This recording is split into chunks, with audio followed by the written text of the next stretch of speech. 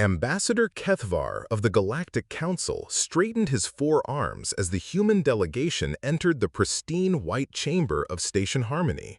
The first official contact between humanity and the greater galactic community had taken 3 years to arrange, and every detail had been meticulously planned. "Welcome, representatives of Earth." Kethvar's translator device rendered his clicking speech into what his xenobiology team assured him was comprehensible human language. "I am Ambassador Kethvar, speaker for the Galactic Council of Civilized Worlds." The lead human, a middle-aged woman with graying hair and weathered hands, stepped forward. "I'm Director Elena Martinez, representing the United Earth government. This is Captain James Mitchell, our military liaison, and Dr. Michael Park, our chief xenobiologist." Kethvar's compound eyes studied the humans carefully. They seemed remarkably unremarkable. Bipedal, as expected from the long-range scans. Their skin showed signs of radiation exposure, curious given that most sapient species evolved strict protection from their star's emissions.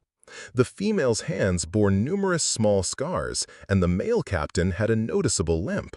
Strange markings covered their exposed skin, what appeared to be deliberate scarification. "Please, be seated." Kethvar gestured to the specially designed chairs. "We have much to discuss about your species' integration into galactic society." As the humans settled, Kethvar noticed their casual adaptation to the station's artificial gravity, which was set to galactic standard, considerably lower than most worlds. The humans moved with a fluid grace that suggested they were accustomed to much higher gravitational stress. Kethvar activated his datapad. "First, we must establish your homeworld's classification for proper settlement protocols. Our long-range surveys suggest Earth is a Class 7 world, temperate, stable, with manageable challenges. This would place you in the standard integration pathway." Director Martinez exchanged a glance with her companions. "Class 7? I'm not familiar with your classification system." Of course, Kethvar's mandibles clicked in what his species considered a smile. "The Galactic Council classifies worlds from Class 1, paradise worlds with minimal challenges, to Class 13, the theoretical maximum. No sapient species has ever evolved on anything above Class 8. Class 13 represents conditions so hostile that even our most advanced technology struggles to establish temporary research stations." Dr. Park leaned forward with genuine curiosity. "What exactly makes a world Class 13? Extreme gravitational variance, unstable geology, violent weather systems, deadly radiation, aggressive predator species, toxic atmosphere, temperature extremes." Kethvar paused his list, noticing the humans' expressions. "The parameters are quite extensive. But please, let us not dwell on theoretical extremes. Tell me about your peaceful Earth." Captain Mitchell cleared his throat, and Kethvar detected what his cultural briefings had identified as human amusement. "Well, Ambassador, I'm not sure peaceful is the word I'd use." 3 hours later, Ambassador Kethvar sat in stunned silence as his emergency xenobiology team crowded around the holographic display. The humans had departed for their ship, leaving behind what they casually called basic planetary data. The cheerful manner in which they'd handed over the information now seemed ominous. "This cannot be correct," whispered Dr. Yelon, the Council's foremost expert on planetary habitability. Her tentacles trembled as she manipulated the data streams. "These readings, they're impossible." Kethvar's translator remained silent as he stared at the cascading information. Earth's gravity was 30% higher than the galactic standard, a factor that should have prevented the evolution of bipedal sapiens. The seismic activity alone registered at Class 11 levels, with massive crustal plates constantly grinding against each other, creating mountain ranges and triggering volcanic eruptions that would level entire civilizations. "Look at these weather patterns," Dr. Yelon continued, her voice rising in pitch. "Cyclonic storms with wind speeds exceeding 200 standard units. Temperature variations from 58 degrees below freezing to 60 above in different regions. seasonal changes that vary by 80 degrees in the same location. The atmospheric composition made several team members step back from the display in horror. 21% oxygen, a concentration so high it would be toxic to most species. The atmospheric pressure readings fluctuated wildly based on elevation and weather systems, creating conditions that would crush or suffocate most galactic citizens. And the water, another scientist whispered, pointing at oceanic data. Vast oceans covering 71% of the surface, with storms that generate waves higher than our tallest buildings. How did they survive the tsunamis, the underwater earthquakes, the thermal vents? Kethvar found his voice, though it cracked with disbelief. What did Captain Mitchell mean when he mentioned hurricane season? Dr. Yalon's research interface chimed with new data, and her color drained. According to their files, hurricanes are rotating storm systems with sustained winds over 119 standard units. They occur regularly, and humans have names for them? They name their disasters, Ambassador, as if they're familiar acquaintances. This classification system they mentioned, Kethvar's hands shook as he operated his own interface. What did they call it? The Saphir-Simpson scale? The data materialized, and the room fell silent. Category 5 hurricanes, the strongest classification, had sustained winds of over 250 standard units. The database showed hundreds of these events in their recorded history, with humans tracking them like weather reports. They don't just survive these storms, Dr. Yalon's voice was barely audible. They predict them. They prepare for them. They have protocols. They've built their entire civilization around expecting these disasters. Kethvar activated his emergency communicator with trembling appendages. This is Ambassador Kethvar to the Galactic Council. Request immediate emergency session. Classification Code Red. Topic: Urgent reclassification of species designation Terra Sol 3. The Great Assembly Hall of the Galactic Council buzzed with nervous energy as representatives from 47 species gathered in emergency session. The holographic displays showed Earth's data streaming in real time, and the atmosphere grew more tense with each revelation. Never before had an emergency session been called over a single species classification. Chancellor Vextar, a tall crystalline being whose species had evolved on one of the most stable worlds in the galaxy, called the session to order. His usual serene demeanor was replaced by visible stress fractures in his crystal matrix. Ambassador Kethvar, present your findings. Kethvar's 4 arms gestured to the central display with barely contained panic. Esteemed colleagues, we have made a catastrophic error in our assessment of the human species. Initial classification suggested a Class 7 homeworld. After detailed analysis of their planetary data, we must reclassify Earth as a Class 13 Deathworld. The chamber erupted in clicking, chittering, and harmonic protests. Representatives recoiled from their displays as if the data itself could harm them. Representative Quindal of the Peaceful Convergence raised a crystalline appendage, her normally calm voice trembling. Impossible! No sapient species has ever evolved on a Class 13 world. The parameters are mutually exclusive with the development of higher consciousness. Observe.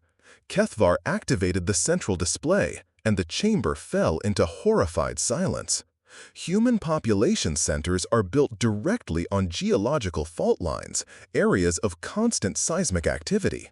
Their largest cities exist where tectonic plates meet. They call these regions the Ring of Fire and consider them prime real estate. The display showed San Francisco, Los Angeles, Tokyo, and Manila, massive metropolitan areas built directly on some of the most geologically active regions of the planet. Millions of humans living casually above forces that could split continents. But surely, interrupted Representative Thekmore of the Gentle Tides, his aquatic form rippling with distress, they must have extensive protective systems, massive geological stabilizers, atmospheric processors to neutralize the toxic oxygen levels? They have warning systems, Kethvar replied, his voice hollow. Early warning systems. They've accepted that their planet will try to kill them and built their entire civilization around preparation for disaster, not prevention. The display shifted to show footage the humans had provided of their natural disasters. Tornadoes tearing through populated areas like cosmic wrecking balls. Volcanic eruptions threatening cities with molten death. Floods, droughts, hurricanes, and blizzards, all treated as routine seasonal events that barely warranted news coverage. This footage, Chancellor Vextar's voice resonated with disbelief, stress patterns racing through his crystalline form. They provided this willingly? They called it Weather Channel footage, Kethvar confirmed. Apparently, they have entire entertainment channels dedicated to watching their planet attempt to kill them. They find it relaxing. Representative Hillack of the Serene Depths studied the atmospheric data. 21% oxygen concentration, that's weapons-grade oxidizer. How do they prevent spontaneous combustion? They don't, Dr. Yillen's voice came through the comm system. They harness it. They discovered fire and used it as a tool. They cook their food with controlled combustion. They power their early civilization with combustion engines. The chamber fell silent as the implications sank in. A species that had weaponized the atmospheric composition that would be lethal to most galactic citizens. There's more, Kethvar continued. Their ocean currents are driven by temperature differentials that create massive circulation patterns. These currents can shift, plunging entire continents into ice ages or devastating heat waves. They call these climate change, and their historical records show they've survived multiple cycles. Chancellor Vextar's crystalline form flickered with stress patterns. How many humans currently exist on this death world? 8 billion, Kethvar answered. The number hung in the air like a death sentence. 8 billion sapient beings thriving on a world that should have been uninhabitable. Dr. Yillen's research team had been working around the clock for 3 days, diving deeper into the human data files. What they found challenged every assumption about sapient evolution and planetary habitability. Sleep cycles had been abandoned as each new discovery proved more disturbing than the last. The biological data is the most terrifying, Dr. Yillen reported to the emergency council session, her tentacles pale with exhaustion and horror. Human physiology is specifically adapted for survival on a world that actively tries to kill them. The display showed human anatomical charts that made several representatives physically recoil. Observe their bone density, 30% higher than the galactic average to compensate for their extreme gravity. Their cardiovascular system is designed for rapid response to environmental threats. Their adrenal glands produce stress hormones in concentrations that would be toxic to most species. Representative Quindal studied the data with growing horror, her crystalline form flickering with distress patterns. These adaptations, they're not just for survival, they're for thriving under constant mortal threat. Exactly, Dr. Yillen confirmed, her voice trembling. But the most disturbing aspect is their pain tolerance. Humans have developed neurological pathways that allow them to function through injuries that would incapacitate most galactic species for months. The display shifted to show human medical data that sent ripples of shock through the assembly. They have a concept called walking it off, continuing to function despite physical damage that should require immediate medical intervention. Their recreational activities involve controlled violence. They voluntarily subject themselves to extreme physical stress for entertainment. Sports? Chancellor Vextar's query carried a note of existential dread.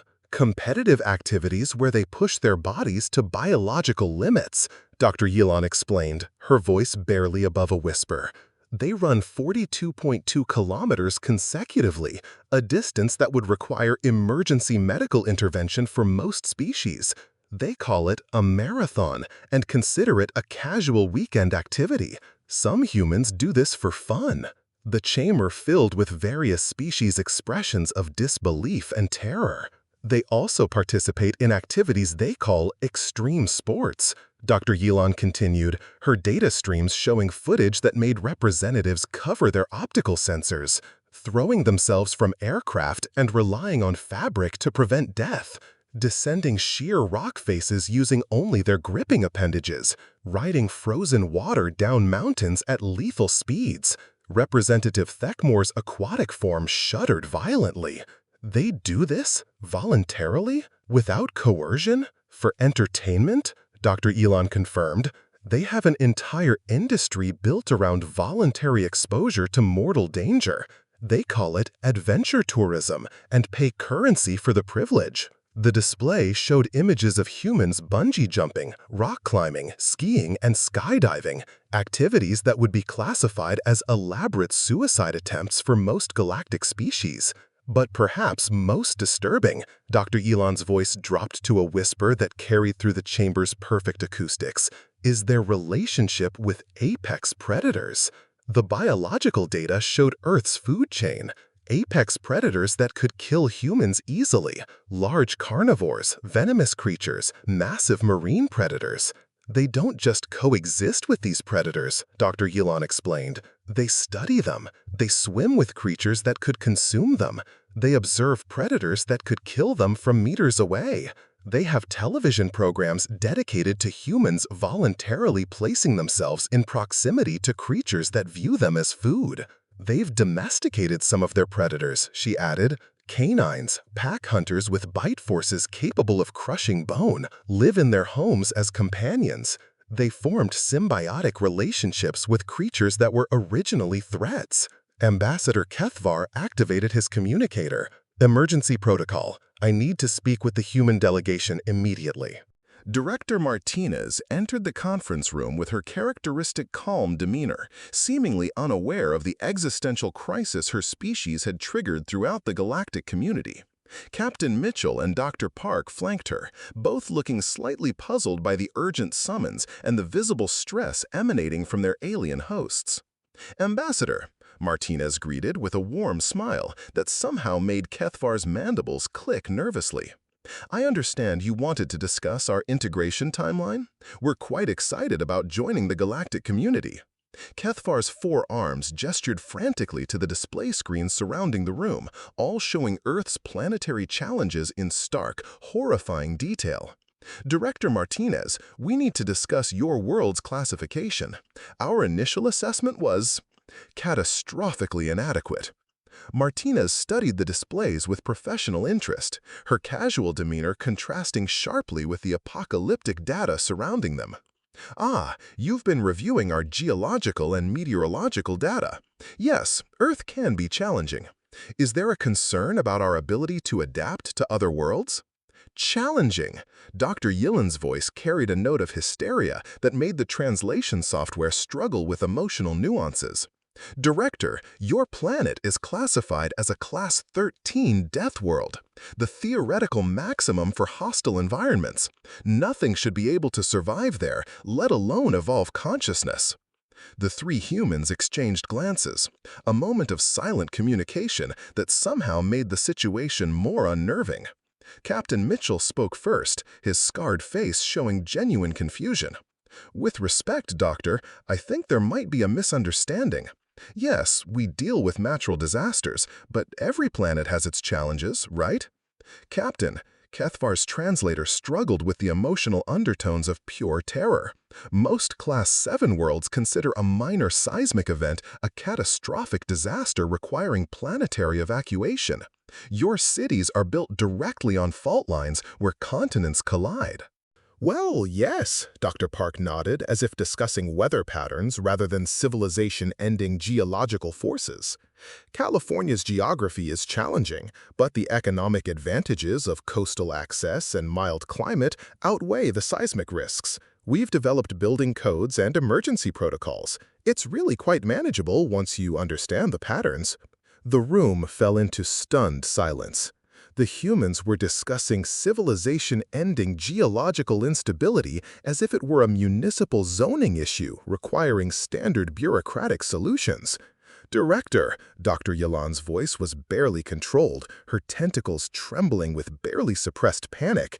You have seasonal weather patterns that generate wind speeds exceeding 200 standard units, rotating storm systems that devastate entire regions and should theoretically strip away all surface life. Hurricane season, Martinez acknowledged with the same tone one might use to discuss tax season. Yes, we've been dealing with those for millennia. Early warning systems, evacuation protocols, disaster relief infrastructure. It's challenging, but quite manageable with proper preparation. Manageable? Kethfar's mandibles clicked rapidly in a pattern that indicated severe psychological distress. These storms destroy entire cities, level mountains, boil oceans. Sometimes, Captain Mitchell admitted with a casual shrug that made several aliens flinch, but we rebuild. Better, usually. We learn from each disaster and improve our responses. The galactic representatives stared at the humans in stunned silence. They were discussing planetary-scale disasters as learning opportunities. Your atmospheric composition, Dr. Ylan tried again, 21% oxygen. That's an oxidizer concentration that would be toxic to most species. Yes, we're aware our atmosphere is oxygen-rich, Dr. Park replied. It's quite energizing, actually. Allows for efficient metabolism and sustained physical activity. You use controlled combustion for food preparation, Kethvar stated. Cooking, Martinez smiled. Yes, it's one of our defining cultural practices. There's something deeply satisfying about preparing food over an open flame. The humans were describing the weaponization of their toxic atmosphere as a cultural bonding experience. Director, Chancellor Vextar's voice resonated through the comm system. We need to understand, how does your species maintain psychological stability while living under constant threat of planetary annihilation? Martinez paused, considering the question seriously. I suppose we don't see it as constant threat, we see it as life. Every day we wake up, we assess the risks, we prepare for challenges, and we go about our business. The planet keeps us alert, keeps us innovative. It's made us resilient. Resilient, Kethvar repeated the word as if it were a foreign concept. Yes, Captain Mitchell added, we have a saying, what doesn't kill you makes you stronger. Our world has been trying to kill us for millennia. It's made us very strong. The emergency session had expanded into a full galactic crisis meeting. Representatives from all 127 member species had gathered, either in person or through quantum communication links. The revelation about humanity's true nature had sent shockwaves through the peaceful galactic community. Order! Order! Chancellor Vextar's crystalline form pulsed with stress patterns as he tried to control the chaos. We must address this situation methodically. Representative Silthon of the Harmonious Collective raised a concern that had been whispered in corridors for days.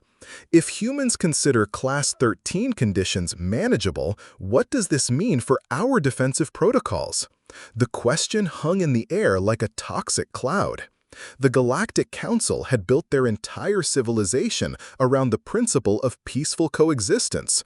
Wars were historical curiosities, resolved through diplomatic channels and economic incentives. The most dangerous thing most species faced was industrial accidents. The military implications are, Ambassador Kethvar paused, searching for words, unprecedented. Our emergency response protocols assume Class 7 world conditioning. Humans operate baseline at Class 13. Fleet Admiral Quextall of the Galactic Defense Force activated his holographic presence. I've been analyzing the human data. Their recreational activities include training exercises that would qualify as advanced military conditioning for our forces.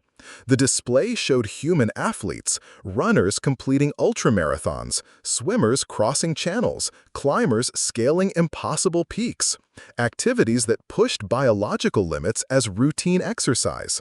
They have competitive events, Admiral Quextall continued, where individuals voluntarily enter combat scenarios against trained opponents. They call it mixed martial arts and consider it entertainment. Representative Hillack's aquatic form shuddered. They fight each other for recreation? With rules, Dr. Ylan added desperately. They have extensive rules to prevent permanent damage. Usually. The word usually echoed through the chamber with ominous implications. There's more, Admiral Quextall's tactical display activated. Human military history shows continuous warfare spanning their entire recorded civilization. They've developed strategic thinking, tactical innovation, and weapons technology through constant conflict. But surely, Representative Theckmore interjected, they've evolved beyond such barbarism. They sought us out for peaceful contact. They have, Director Martinez's voice came through the comm system. May I address the Council? Chancellor Vextar granted permission, and the human delegation's holographic forms materialized in the chamber. Esteemed representatives, Martinez began, I understand our planetary conditions have caused concern. Yes, Earth is challenging. Yes, we've developed through conflict and hardship. But we've also developed cooperation, innovation, and determination. Your species consider warfare a historical norm, Admiral Quextall stated. It was, Captain Mitchell acknowledged, but we've learned from it. We've built international cooperation, developed conflict resolution protocols, and established peace through strength. Our challenging world taught us that cooperation is more effective than conflict. We seek membership in the Galactic Council, Dr. Park added, because we believe our experience surviving challenges might be valuable to the galactic community. The chamber erupted in discussion. Representatives debated in dozens of languages, their translation systems struggling with the emotional content. What, Chancellor Vextar's voice cut through the noise, do you offer that our peaceful civilization requires? Martinez smiled. Resilience, problem-solving, the ability to adapt to unexpected challenges. We've spent millennia learning to survive the impossible. We'd like to share that knowledge. And if we refuse your application, Representative Quindal asked, the humans exchanged glances. Then we'll respect your decision, Martinez replied, but we'll also continue to exist, to explore, to grow. Our world has taught us that isolation is often more dangerous than cooperation. The implication was clear. Humanity would continue to expand into space with or without galactic approval. The question was whether they would do so as allies or as an unknown factor in galactic politics. 3 months later, the Galactic Council faced a reality no one had anticipated. The first Class 13 sapient species in galactic history had not only survived their impossible world, but had thrived, multiplied, and developed technology sufficient for interstellar travel. The implications had fundamentally altered their understanding of survival, evolution, and the nature of consciousness itself. The integration proposal, Chancellor Vextar announced to the Assembly, his crystalline form now displaying permanent stress fractures that had become badges of office, has been modified to reflect humanity's unique circumstances and unprecedented capabilities. The display showed the new protocols, representing the most radical departure from galactic tradition in recorded history. Instead of standard integration, where species adapted to galactic norms, humanity would be entering as a specialized resilience partner, a classification created specifically for them. Humans will provide emergency response capabilities, Ambassador Kethvar explained to the gathered representatives, his voice carrying a mixture of respect and lingering terror. Their experience with disaster management, rapid adaptation, and crisis response will be invaluable for Council operations that we previously considered impossible. The decision hadn't been easy. 3 months of heated debate, extensive analysis, and careful negotiation had followed the initial revelation. Some species had advocated for quarantine, keeping the dangerous humans isolated in their death system. Others had suggested military containment, though the absurdity of containing a species that considered planetary disasters routine quickly became apparent. The turning point, Dr. Yalan noted in her comprehensive report, her tentacles still pale from months of sleepless research, came when we realized that humanity's survival skills weren't just impressive, they were absolutely necessary for galactic survival. The galactic community had built itself around stability and predictability, carefully selecting safe worlds and avoiding cosmic hazards. But the universe, as humans had learned through millennia of hardship, was neither stable nor predictable. Solar flares, asteroid impacts, rogue planets, and cosmic radiation were constant threats that the galactic community had largely ignored through careful avoidance. The Kepler 442 incident, Admiral Queckstall reported, his tactical displays showing the rescue operation that had changed everything, demonstrated human capabilities under actual emergency conditions that would have been catastrophic without their intervention. A mining colony on Kepler 442 had faced catastrophic system failure when a solar flare disrupted their delicate technology. The evacuation should have been routine, but equipment failures and communication breakdowns had stranded 3,000 colonists in rapidly deteriorating conditions. Human volunteers, the Admiral continued, his voice carrying newfound respect, responded to our distress call with equipment designed for Earth's hostile environment, vessels that could operate in conditions that grounded our entire rescue fleet. The human ships had been built to survive Earth's electromagnetic storms, radiation exposure, and gravitational anomalies.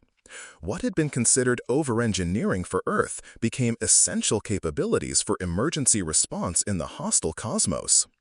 Director Martinez, Chancellor Vextar's address carried formal weight and genuine gratitude. The Galactic Council hereby approves humanity's application for membership, with the designation of Emergency Response Specialists.